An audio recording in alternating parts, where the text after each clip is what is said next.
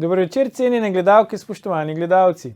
Moje ime je Aljuš Pertinač, vi pa spremljate najbolj politično korektno oddajo slovenskih televizij. Upam si trditi, da ima notranjost večji pomen in težo za končni rezultat, kot pa sam fizični videz.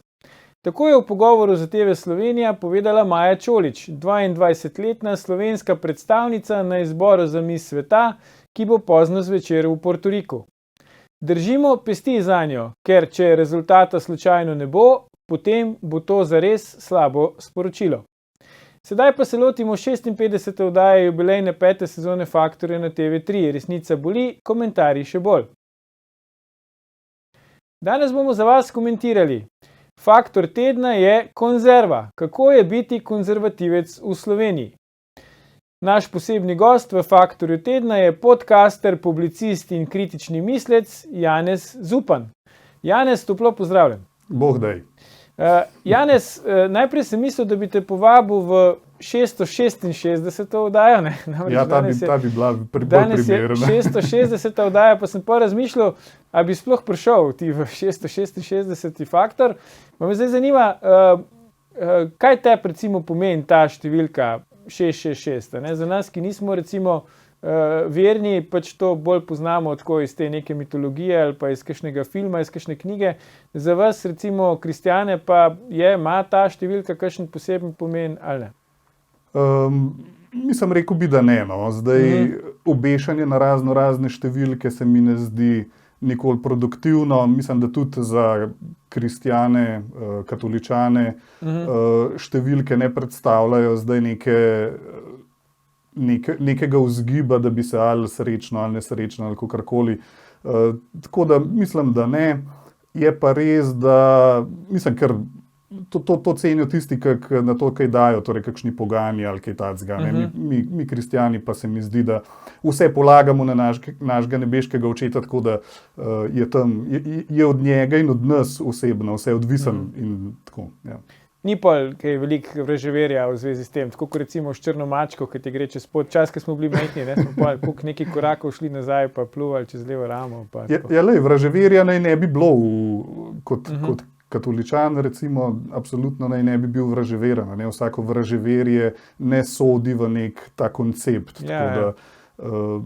S tem se mi zdi, da nimamo težav, seveda, je pa so mediji, so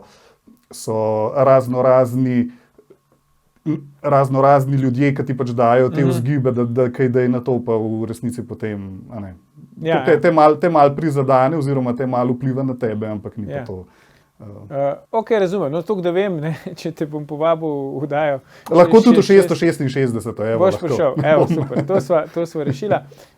Janez, zdaj predlagam, da na začetku se malo pomeniva pač mogoče še v tem, kaj ti počneš, tako v javnem prostoru, pa pol mogoče greva bolj na to, kar je danes osnovna tema, kako je biti konzervativec v Sloveniji. Zakaj si se ti recimo odločil se javno izpostaviti, angažirati? Vemo, to v Sloveniji ni mogoče najlažje, tudi mogoče ni najbolj zaželjeno. Tudi ljudje, ki pridejo v Faktor, to radi povejo, bodi si stalni komentatorji ali pa občasni gostje, kot si recimo ti, da pač je težava s tem. Se pravi, v Sloveniji se družbeno javno izpostaviti, povedati svoje mnenje in tako naprej.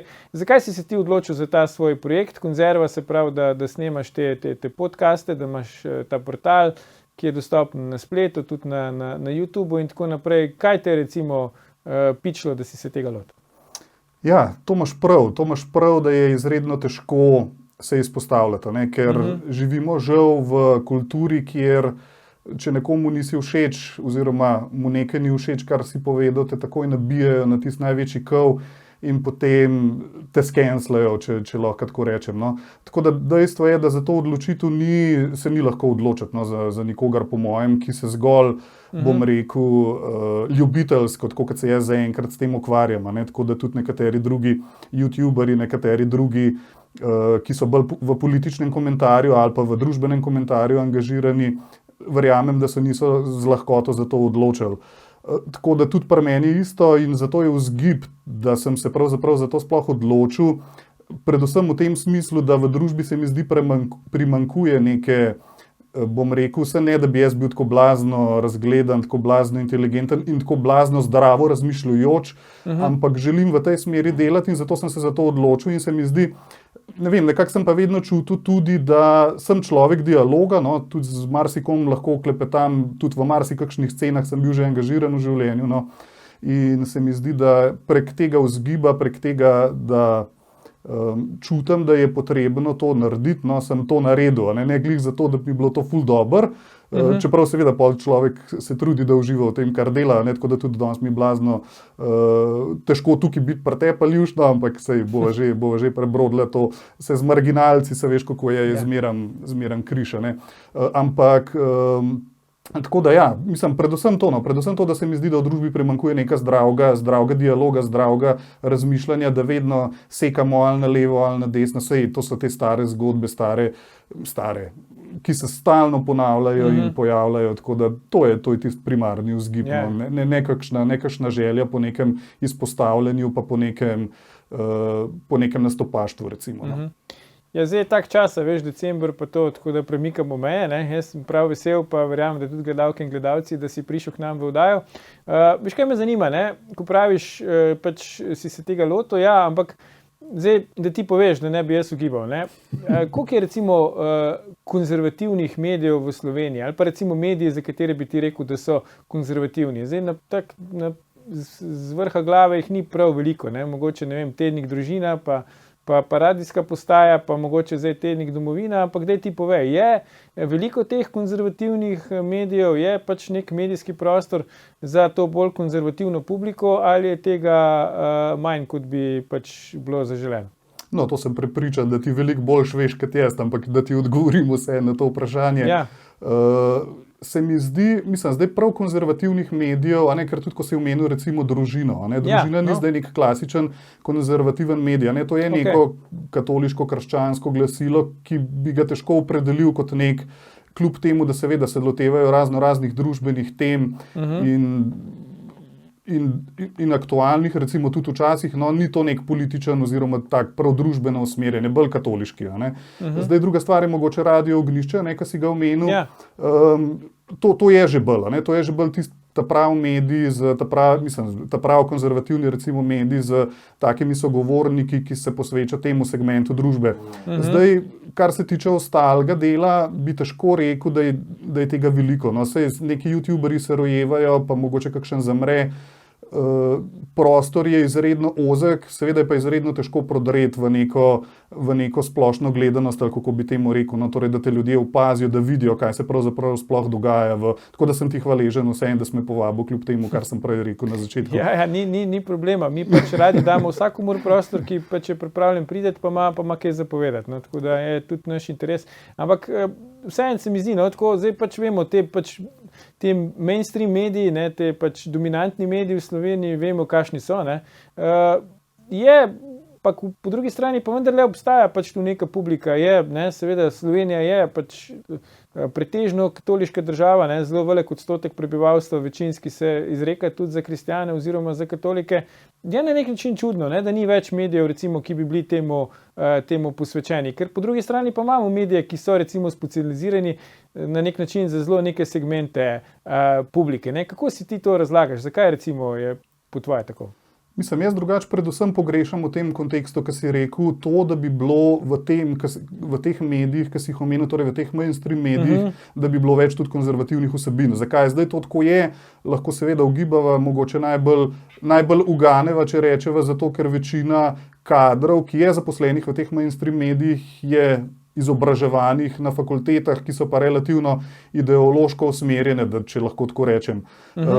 Medtem, ko se mi pa zdi, na obeh straneh, torej na strani, na robu, recimo temu, na levem robu ali pa na desnem robu, se mi pa vseeno zdi, da obstajajo mediji, ki nekako lahko predstavljajo neko zgodbo tudi iz tistega zornega kota. Torej, tudi na konzervativni strani sej vidimo, ne vem, na 24 ali kakorkoli, pa še drugi mediji, recimo, ki so, recimo, zdaj lahko rečeva na robu, to so predeljeni mediji, tako je boljše, da tako rečeva, torej mediji, ki ne skrivajo svoje ideološke usmerjenosti, In na levi je pa po mojem isto, no, so pa tudi, ne vem, neke necenzurirano, itd., oštro, ne vem kaj, ki tudi predstavljajo segment, ki je zelo, bomo rekli, na levem robu, da, če lahko tako rečem, no, se lahko me popravljaš v teh zadevah, kolikor jaz spremljam, tako nekako vidim te stvari.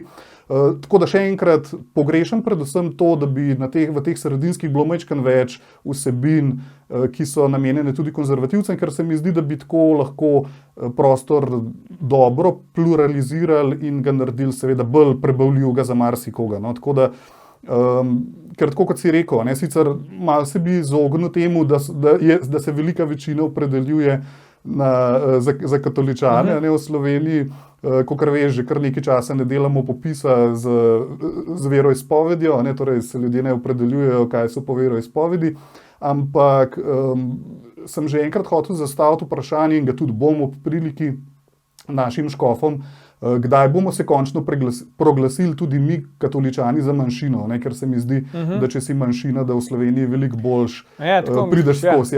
Se mi zdi, da bi to bilo veliko bolj koristno, no? Da bi bili manjšina, neka zatirana manjšina, pa pol lahko iz tega položaja mogoče več dosežemo kot pa zdaj. To se mi zdi zanimivo izhodišče, kar si na koncu rekel. Ne? Ker recimo naš stalni komentator Tino Mamić, ki je zdaj tudi pač urednik tednika Domovina, on dostikrat pove tudi v oddaji, ne?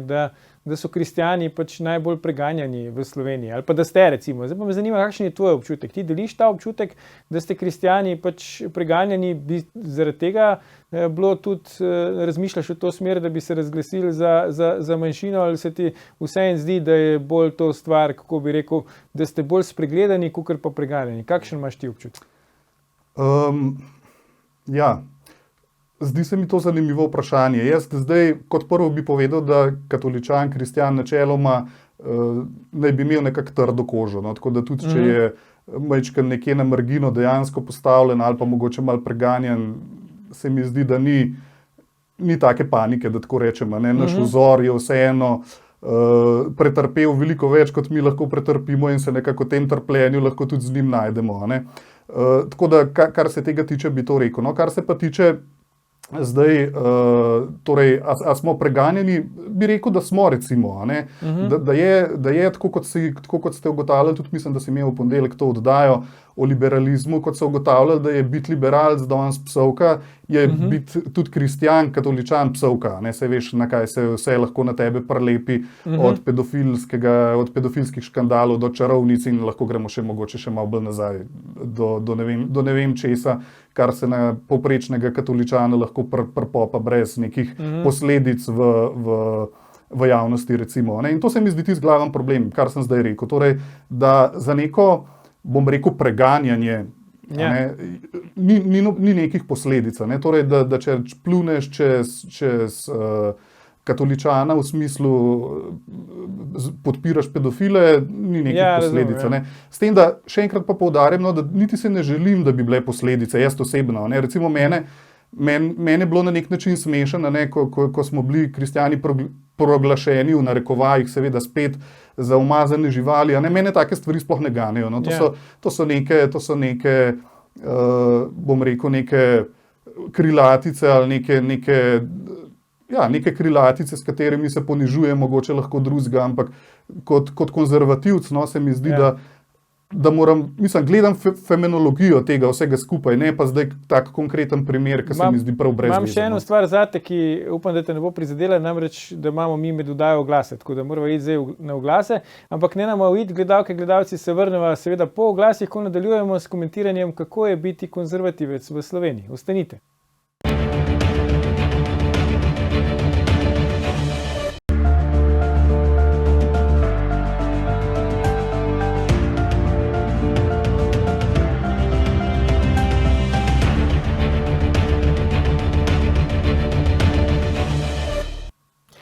Ponovno pozdravljeni v Faktorju tedna. Naš posebni gost je še zmerom Janez Zupan. Pogovarjava pa se o tem, kako je biti konzervativec v Sloveniji.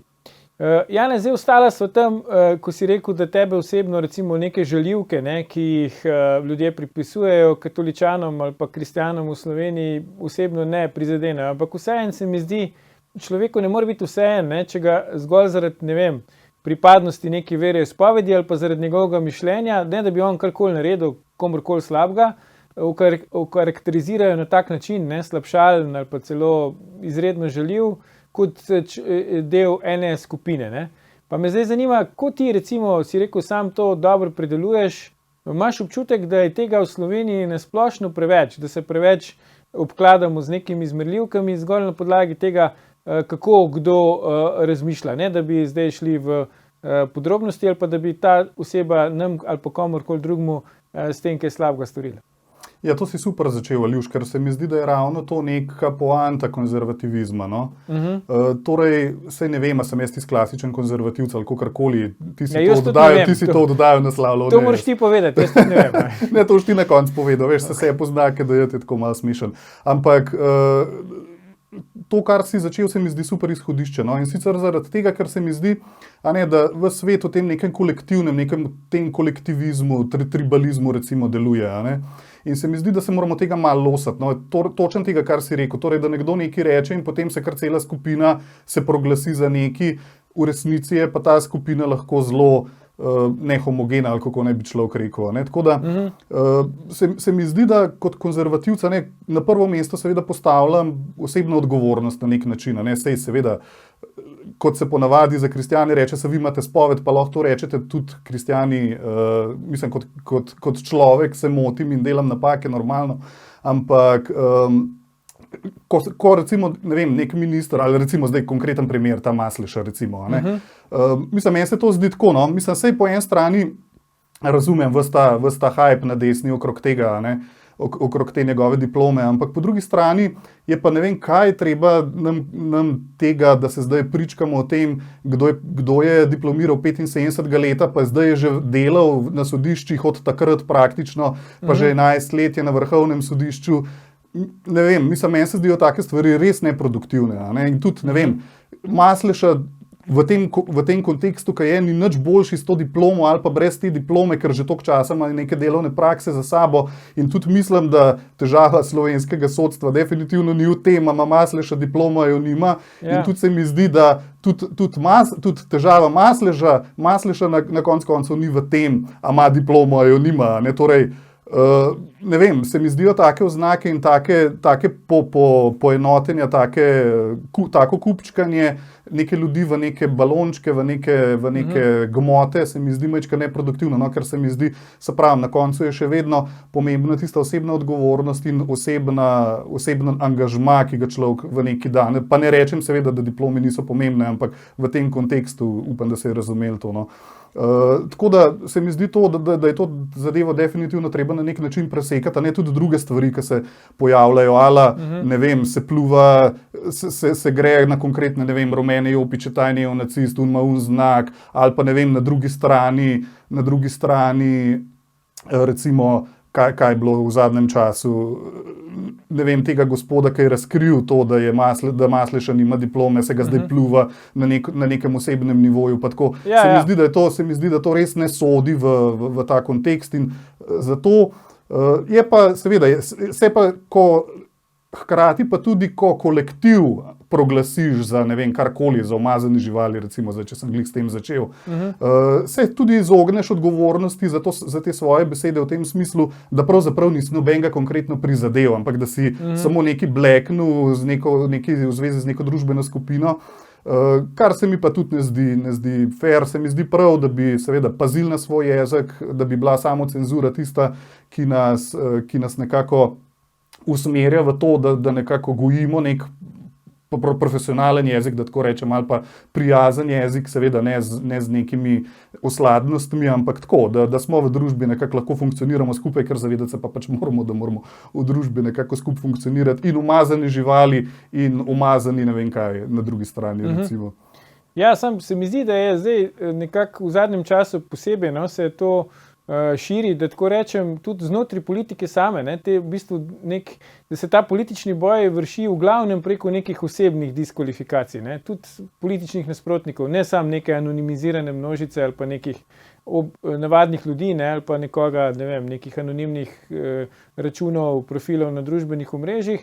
Tudi v politiki se mi zdi, no, da je zelo veliko zdaj te osebne kvalifikacije, ki lahko zajema čisto vse, od videza do nekih karakternih lastnosti, do ne vem, čist nekih zasebnih zadev, pa do vsega ostalega. Imaš ti tudi ta občutek, da smo nekako vsi skupaj padli zdaj na tem izpitu, da zelo hitro podležemo tem nekim osebnim diskvalifikacijam, predvsem ostalim? Ja, se popolnoma strinjam s tabo. Ne? In kakor vidiš, kakor ti je, kakor nam tudi družbeno dogajanje lahko daje potrditev neko, v tem, to je definitivno neproduktivno. Ne? Mislim, na tak način ne moramo funkcionirati v neki družbi normalno, ne? Ker saj veš, tudi, kot prvo, tudi kot ko sem se spraševal, ko si rekel, da bi rad, da pridemo v oddajo tvojo in sem se spraševal, kaj naj pravzaprav najprej povem, sem si rekel, da moram najprej povedati to, kaj je razlika recimo med konzervativcem, upam, da je taka, med konzervativcem pa recimo nekomu, ki je recimo na levem polu, ali pa tistem, ki je na skrajnem desnem, recimo, ali pa kakorkoli, da vseeno verjamem, da je nekdo še nad mano, ne? Torej, da v principu se ne izumljam sam sebe in da ne izumljam tega, kako naj se v družbi pozicioniram, kaj naj v družbi počnem, ampak da je nekdo nad mano, ne? In to, da je nekdo nad tabo, se mi zdi vseeno daje neko ponižnost, neko, bom rekel, neko vid v to, da smo vsi kristjani rečemo grešniki, da ne bo zdaj. A veš, tudi te besede, ki jih bom danes uporabljal, so lahko zelo take, kako se temu reče, vredne posmeha in zaničevanja, recimo, tako kot si rekel. Ampak dobro, jaz jih uporabljam kakorkoli.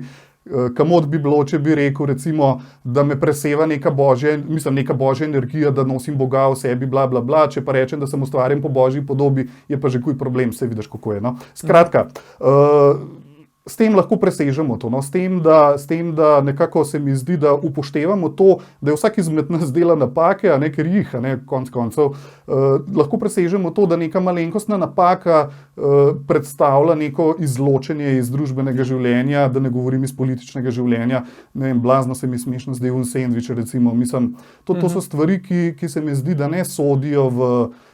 Sicer, seveda, ti sendvič je bil na zanimiv način lansiran, ampak ko se obesijo vsi na to, potem lahko iz tega rata lahko neka afera, iz katere rata neka oseba, ki je zaničevana, kar se mi pa ne zdi, no, sej, ne da sem kdaj sendvič ukradel, mislim, da ga nisem, no, ampak se mi zdi to res neproduktivno, kar nam tudi v družbi kaže, ne, namesto da bi šli malo bolj drug proti drugemu, gremo, se mi zdi, še majčkeno bolj narazen tudi s tem, kar zdaj govorijo. Če te prav razumem, si ti bolj za to, da kdor je brez greha, naj prvi vrže kamen, ne? Ja, absolutno.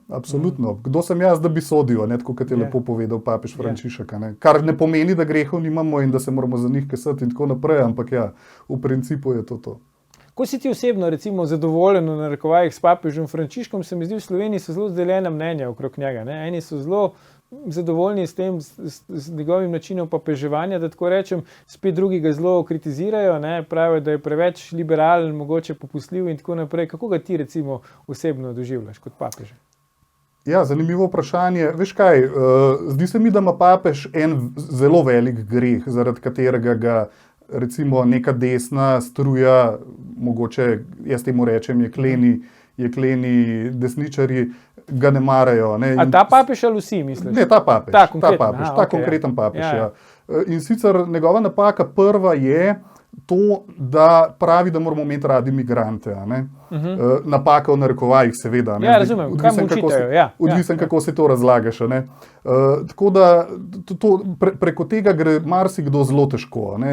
Ker papež govori o neki človeškem sočutju, človeški družbi, ki naj bi poskrbela za najšibkejše, recimo, in ljudje v tem vidijo grožnjo, kar je pa seveda tudi razumeti, ker Zahod, kakršen je, torej v tej pluralizaciji, so se nekako izgubili te veliki rezervarji smisla, tako kot pravijo kakšni sociologi, in v izgubi teh rezervarjev, ko nimaš več svoje neke pametne lastne identitete, težko sprejmeš, da nekdo pride in boš ti ohranil tisto, kar si, če nič nisi. Tako da se mi zdi to problem. Druga stvar, ki tudi jo zamerijo seveda papežu, je, da ima na nek način preveč odprto srce do bom rekel, marginalcev, recimo. Kar pa seveda ni res. Zdaj se mi zdi, da ni res. No, se jaz ne poznam v detajle, čeprav berem okrožnice in berem stvari, ki jih mogoče tudi pridga kdaj, te javne, ki so objavljene tudi na spletnih straneh. Ampak imam občutek, da doktrina kot taka seveda se ne spreminja, dogmatika se ne spreminja, papež vztraja na neki poti, ki se mi zdi, da je bliže človeku, kljub temu seveda, da nimam prav nič proti papežu Ratzingerju, ki je seveda ogromno naredil za papežu Ratzingerju, Benediktu, ki je ogromno naredil za samo na filozofskem polju samega krščanstva, recimo, in doktrinalnem, recimo. No. Se mi zdi, da ta papež meni osebno se zdi, da njegova smer je prava. Seveda, tako kot sem enkrat imel en pogovor z Gabrielom Kavčičem, to je en moralni teolog, ki študira v Rimu na pač moralno teologijo, je rekel, da ta papež se oglaša bolj, kot se je katerikoli drug papež oglašal. Torej, če se veliko oglašaš, je seveda veliko priložnosti tudi za napačne interpretacije, veliko priložnosti za to, da te citirajo, kakor te citirajo, in pa hkrati veliko priložnosti, da se res kaj zaštrikaš, ker noben ni, v veliko besedah noben ni prav spreten, ali kako naj rečem. No, tako da se mi zdi, da nekako od koga ocenjujem. No, meni je fajn, da ga imamo, fajn mi je bil tudi prejšnji, super mi je bil Janez Pavel II, recimo, tako da, se mi zdi, da različni vetrovi, ki so prišli z vsakim papežem posebej, so koristni za cerkev, no, tako bom rekel.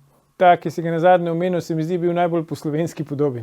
Ja, se je videlo tudi, ko je obiskal Slovenijo. Papež ima vas rad, tudi tebe ljuš, tako da ne skrbi. Ja, pa se tudi jaz njega, zdaj ne vem, če to njemu kaj pomeni. Zdaj kaj gor drugače te ne bi slišal. Ja, zdaj ve. Veš, kaj me zanima, nasplošno, ko bi ti rekel, kakšna družba je Slovenija? Jaz recimo, če mene vprašaš, ampak jaz nisem recimo to konzervativen kot ti, ki vidim, da skozi tle nekako pleševa okrog tega, ti si ali nisi, pa bova že ugotovila. Meni se zdi Slovenija dosti konzervativna družba. No? Recimo na nekih vprašanjih se to vidi, recimo glede, ne vem, oploditve z biomedicinsko pomočjo, pa čisto spolnih porok in tako naprej. Se mi zdi, da smo dosti konzervativna družba, bolj kot kakšna druga, recimo evropska država. Razen seveda na tistem vprašanju NOB-a, se pravi druge svetovne vojne, pa partizanstva, to ne. Ampak na teh recimo vprašanjih bi pa rekel, da smo Slovenci kar dosti konzervativni. Kakšen imaš pa ti občutek? Ja, če bi pogledal te referendume, tudi tega omenjenega, ki si rekel, bi lahko tako rekel. Ja. Ampak se mi zdi, da v naravi vsakega človeka, tako kot je Solženicin rekel, gre meja med dobrim in zlim čez srce vsakega človeka, se mi zdi, da gre tudi, da noben ni popoln konzervativc, pa noben popoln liberalc, ali kaj ne dam na drugo stran. In se mi zdi, da konzervativizem prinaša v družbo neko to, bom rekel, zdaj bom potolčen verjetno od komentatorjev, ampak neko zdravo. Za komentatorje, Janez, ne rabiš sekirati, ker naš predsednik vlade pravi, da tega noben ne gleda. No, pa lahko vse rečem. Zdaj se sama pogovarjava, ti kar udri, ker ne bo noben slišal. Skratka, neko zdrav pogled na človeka, da tako rečem. No, in ko konzervativci nekaj zagovarjajo, mislim, konzervativci katoličani recimo nekaj zagovarjajo, seveda si predstavljamo, da ne zagovarjamo, pa bom v prvi osebi govoril, da ne zagovarjamo zaradi tega, ker bi bili proti nekomu, tako kot se večkrat predstavlja, da zdaj smo pa proti temu, pa proti temu, pa proti tretjemu. Ampak se mi zdi, da nekako želimo pogledati človeka v svoji celovitosti, torej tako kot je moderno, holističen pristop do človeka, torej ne v neki parcialnosti, če si to, si un, si tretji in tako naprej. Tako da se mi zdi, sem lahko, da se motim, ampak se mi zdi, da je v srcu vsakega človeka neka težnja po temu, torej po konzervatizmu, da tako rečem. Seveda je lahko človek tudi progresivec, tudi sebe imam v določenih pogledih za progresivca, recimo, ker je spet mogoče ena psovka na kakšni drugi strani, tako da danes težko brez, da te obsujejo, težko sploh živiš, ampak Se mi zdi, da obe strani lahko prinašata nekaj pozitivnega v družbo, no in se mi zdi, da to razgrajevanje, ki se pa dogaja, ne, vseh teh osnovnih družbenih celic, začenši z družino, seveda, se mi pa zdi res pot v napačno smer in se mi zdi, da so precej dobri argumenti za to. In se mi zdi, da tudi lahko že spremljamo tudi posledice tega, kaj se dogaja, ko se recimo prvenstveno družina razgradi ali zbanalizira, ali kako ne bi sploh človek to rekel, da se že vidi posledice tega. Ne? Ker vedno mi je šlo mal na živce, recimo, ko nekdo reče, ne, kot konzervativci v Zaplankan, pa nekje si v nekih okopih.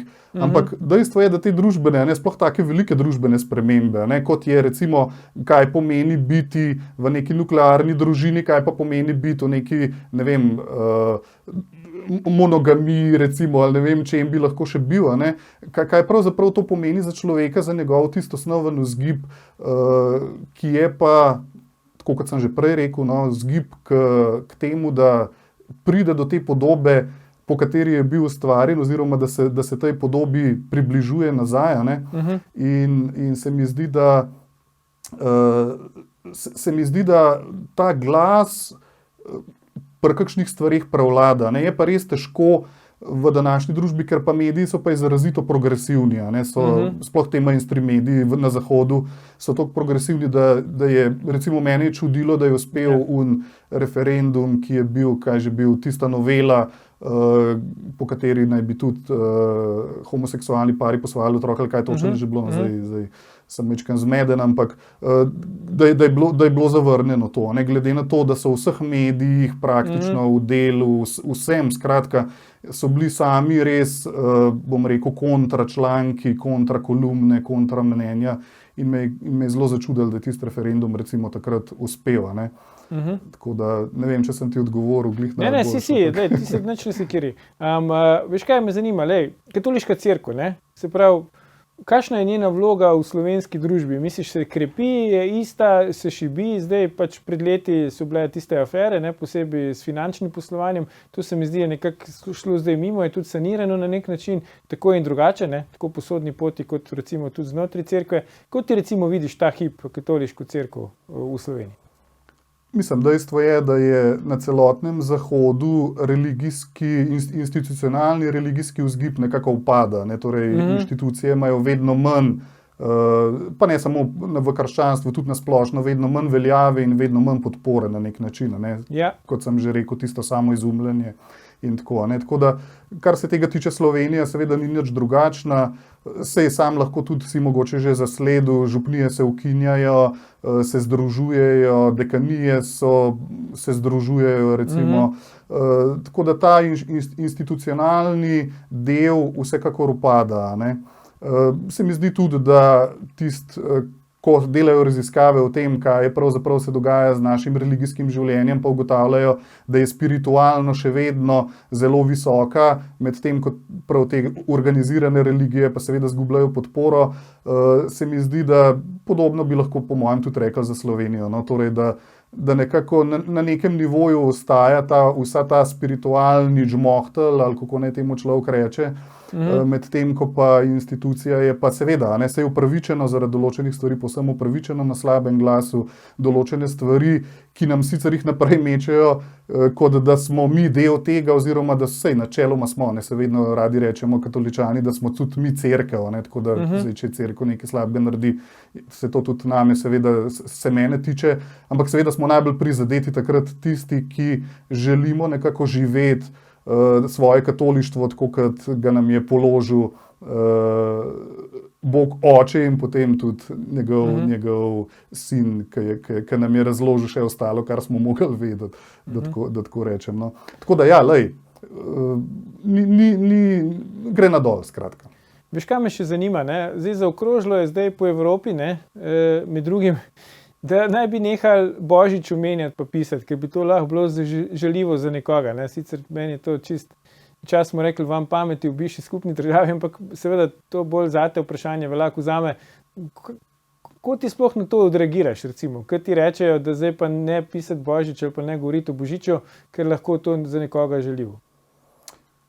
tako kot si sam rekel, to je vam pameti, tako da tukaj ni, a ne, in ravno o tem sem prej govoril, upam, mogoče sem malo slabo razložil, ampak ravno o tem, da ta konzervativizem, da prinaša mogoče to neko zdravo pamet, a ne, ker marsikakšna stvar gre čist izven zdrave pameti, tako kot praviš, a ne, in se mi zdi, da, mislim, kaj ne človek na to reče, na to človek ne more čist nič reči. Mislim, to lahko samo se... Ampak iz kje po tvoje to sploh pride? Ne? Ker zdaj, jaz bi mogoče razumel, če bi kdo rekel, da bi se to nekaj vsiljevalo, recimo komu, ali da naj praznuje, ali kakorkoli naj v to verjame. Ampak če ti to samo omenjaš, mislim, zakaj bi to bilo žaljivo, če ti poveš, recimo, da ti praznuješ Božič, zakaj bi to kogarkoli užalil? Ja, tega preskoka sploh ne razumem v resnici. Ja, to bi sicer mogel vprašati koga drugega, zakaj tako neumnost sploh predlaga, ampak po mojem je čisto posledica tega, kar sva na začetku govorila. No? Tega, da ena beseda odraža nekako bit človeka. Ne? In če bom jaz nekomu rekel Božič, pa on seveda Božiča ne praznuje, oziroma je mogoče bil celo iz strani cerkve nekako zatiran, mogoče celo nekako prizadet, mogoče celo zlorabljen ali kaj in kaj, ga lahko seveda prizadanemo in dajmo gledati na tistega, ki ga lahko prizadanemo, ker ga bo Božič prizadel in tako naprej. Ampak meni se zdi to, tako kot sem že na začetku rekel, čista neumnost. Ne? Človek je skupek nekih lastnosti, skupek nekega, mislim, težko položiš zdaj v ta Božič neko identiteto, da te pa to osebno prizadane, če me razumeš, kaj hočem reči. Ne? Ampak tisti, ki pa take stvari postavljajo, se mi pa zdi, da ravno tako razmišljajo. No? Torej, če bom jaz rekel Božič, bo nekoga to osebno prizadel, kar je pa se mi zdi čista neumnost. No? Meni se zdi to, ne vem, toliko bizarno in ravno o tem tudi želim govoriti, ne, tudi na svojem podcastu, da take stvari nam družbo uničujejo. Ne, in ko nekaj vidimo v Ameriki, ne vem, če se spomniš, ampak v nekem šovu ameriškem, mislim, da je na Bill Maherju, je gostoval nek Dennis Prager, on je na Prager University, ne vem, če poznaš, to so neki ameriški konzervativci. Ne, in je 3 leta nazaj rekel, da bodo seveda tudi moški lahko dojili. In takrat se mu je vso omizje, pa so bili sami levičari v tistem, levi levičari, v tistem omizju so se mu režali, kaj zdaj on govori, kaj bojo lahko moški dojili. In ne vem, če si videl fotke kakšne pol leta nazaj, ko je moški dojil svojega otroka, recimo. Ne, nisem videl. Veš, to se dogaja. In take stvari, take bizarnosti prihajajo zato, da lahko vsak izživi tisto svojo samo izumljanje, torej tisto, kar si on želi, to bo naredil, če ne bo vas prizadet in vas užaljen. In to je pa spet povezan s tem, da nima nič nad sabo, ampak da ima s sabo samo modro nebo, pa samega sebe. In se mi zdi, da je to nekako logična posledica, v katero drvimo, zdaj bomo pa videli, bomo uspeli prepoznati, bomo veliko takih levičarjev ali užkaci ti imeli, ki bojo to videli, da to gre pa res malo prehuda, ali jih ne bomo. Se mi zdi, da je od tega odvisna nekako prihodnost tudi naša. Ja, zdaj, ko si že omenil ZDA, tam obstaja zdaj tudi pobuda dosti močna, da bi spol otroka se ne ob rojstvu vpisal, ker zdaj se ob rojstvu vpiše spol otroka, pač ko se otrok rodi, ampak šele po 18. letu, ker je spol stvar izbire. Ko pa recimo na to gledaš, to se meni zdi enako pač noro. Mislim, jaz si ne predstavljam, da bi pač, mislim, nelogično mi je, da bi bil spol izbire, Lahko se zgodi, da kdo pač ni zadovoljen s tem, da je pač, ko se reče, ujet v nekem drugem telesu, ampak da bi pa zdaj 18 let čakali pri vsakmu, da bo povedal, kjer ga spola je, kako ti to vidiš, recimo? Mislim, tako kot prej, tako kot sva že rekla, s tem, da moram te upozoriti, to ni samo stvar, ki se dogaja v Ameriki, nekaj podobnega se je sprejemalo v Nemčiji, pa mislim, da tudi v Belgiji ali na Nizozemskem, zdaj nisem čisto ziher, Mislim, kaj naj človek reče na to, se pravim, zanimiva se mi zdi, od Biša Beren je napisal eno knjigo, kjer opisuje, kako je nekdo spraševal mimoidoče, kaj bi vi o meni rekli, če bi jaz rekel, da sem ženska. In so vsi mimoidoči mu rekli, v redu, če praviš, da si ženska, si ženska. Kaj bi mi rekli, če sem ženska, visoka 2,20 metra, recimo, on je bil pa velik, 1,90 metra. Ja, okej, mislim, malo več zadržkov je že bilo, ampak so rekli, v redu, če se počutiš 2,20 metra, pa bo 2,20 metra. Kaj bi mi pa rekli, če bi rekel, da sem ženska 2,20 metra, pa še temnopolt, recimo, so seveda imeli že malo več pomislekov, ampak na koncu so vseeno rekli, ja, v redu, pa bodi, če želiš si to biti, pa bodi. In se mi zdi, da je to v nekem istem tem fazonu tega razmišljanja, torej, da čim bolj lahko izživimo tisto, kar si želimo, kar ne gledamo pa na to, kakšne so naše danosti, kakšne so naše predispozicije, kakšne so naše, kar seveda vidiš tudi v športih, pa vsem tem, ko moški tekmujejo z ženskami, pa jih na wrestlingu nabijajo, da so na pol mrtve in tako naprej. Mislim, to so stvari, ker se mi zdi, da smo popolnoma zašli iz tega in to je ena izmed tistih stvari, ki se mi zdi, da so vredne opozarjanja in aleluja, aljuž, da tudi v tej levosti to nekako vidiš, no, se mi zdi to zelo. Ja, lej, pač na koncu se mi zdi, na začetku smo bili vsi moški pa ženske, pa smo pa očitno nekam skrenali, ne. Ampak zdaj, pri koncu vdaje so Janez, ne bova midva dala sodbe, ali pa jaz, a si ti konzervativc ali nisi, to prepuščam gledalkam in gledalcem, bi pa rekel na podlagi najinega pogovora, če se boš strinjal, ne, biti konzervativec v Sloveniji ni lahko, je pa lepo. Lepo je tudi nam, da si prišel k nam v goste, tako da Janez Zupan, še enkrat najlepša hvala. Gledalke, gledalci, to je bil o konzervatizmu že 660. Faktor na TV3. Glejte našo oddajo tudi ta konec tedna, mi pa se v živo spet vidimo prihodnji ponedeljek, ko bomo komentirali, ali je bolje imeti Roberta Goloba na strehi kot koalicijo KUL v roki. Ne zamudite, predvsem pa ne pozabite. Ni vseeno, kdo kaj reče.